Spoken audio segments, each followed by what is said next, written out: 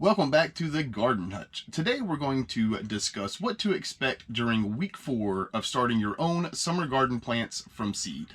Let's get going.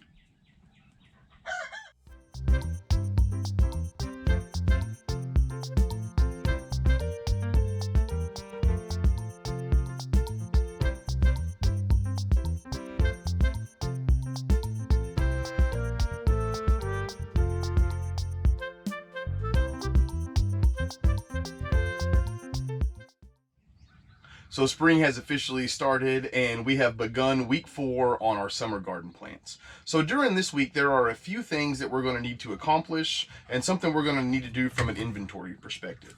So let's go ahead and start with the first things we're going to need to accomplish, and that starts with our tomato plants. Now, if you watched our video on how we plant our seeds and start them, and I'll put a link right up here in case you haven't, but we start our tomatoes just a bit different than we do everything else because of the unique nature of a tomato.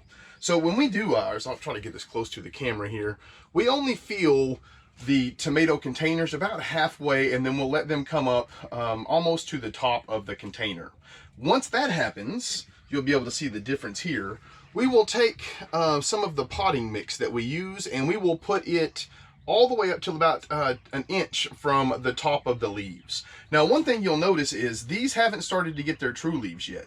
And I always like to start I just call it the repotting process, even though we're not putting them in new pots, but I start that before the true leaves begin. And I'll probably do this one more time after today. So I'll fill it up the one time, 2 inches from the top of the first leaves, and then I'll probably let it get about an inch to 2 inches above the top part of your container, and then I'll fill it all the way up to the top.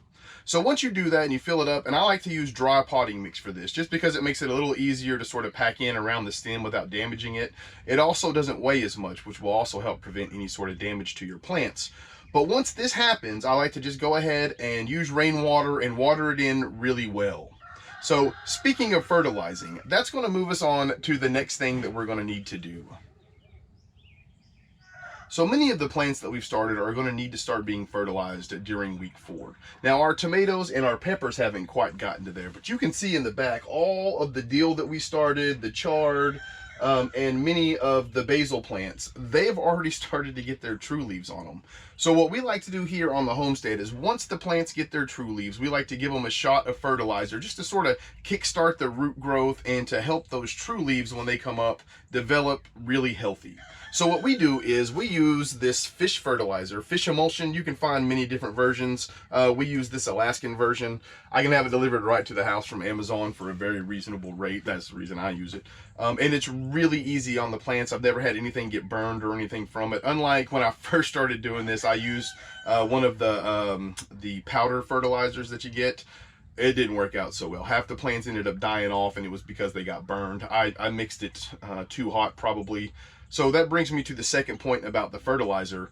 I only use this at 1/2 to 1/4 strength whenever they've got their new leaves. The way I do it is I just take the lid off of the jug here, and I'll put it in my watering can, just one cap full. I'll fill it up and I'll do all of the plants with that. Now, I don't try to use just the one can. If I have too many, you can fill it up a couple times. But you want to water it like you normally would, right? You want to go ahead and water it until the water comes out the bottom, let it absorb, and then maybe water it again. And since we're using fertilizer, I like to make sure that I sit it on some kind of tray or some kind of vessel that will hold the water so I can reuse it and I'm not wasting my fertilizer. Now, if you choose to use fish fertilizer, this is something that I learned the hard way, and hopefully you can learn from my mistakes. Please make sure that you don't use this inside or in your greenhouse because it stinks, especially when it gets hot. So what I like to do, again, I'll go through and I'll use it and I'll fertilize everything. And even in the greenhouse, I move everything outside. In fact, this time of year, what I like to do is I sit the trays in my raised beds in the pallet garden that's right outside. I'll sit them in there. And then that way, if I don't want to put a tray underneath of it, I can just let the fertilizer run right into my raised beds, and that gives them a kickstart on the next year.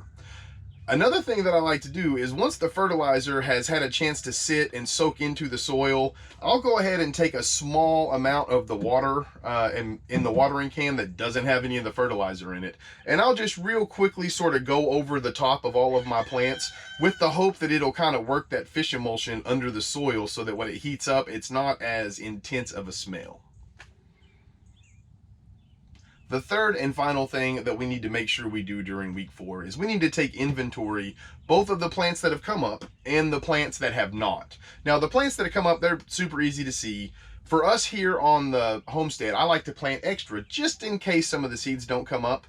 So, like, for example, I only need 4 of the Sweet Million cherry tomatoes, but I started with 8 of them. And that's just because I like to have extra plants in case something happens along the way. But at this point, if I go through 4 weeks in and my Sweet Million tomato plants haven't come up, I know that I have backups in the house, and I'm kind of stingy with the seeds. I only put 1 in each cell. A lot of times they'll tell you to put 2. I just don't like to be wasteful. So at this point, that makes the audit even more important. So I'll go through and I'll just check off each little category.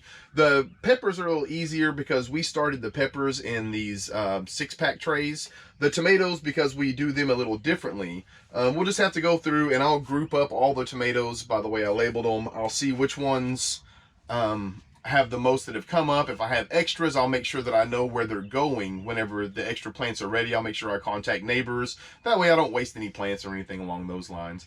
And if for some reason a specific type of tomato didn't come up enough to where I needed it in the summertime, it gives me the opportunity to go ahead and start a couple extra now to make up that deficit. Beansy, I don't know if I need your help, my man. I appreciate it. A greenhouse is not a spot for kiddies.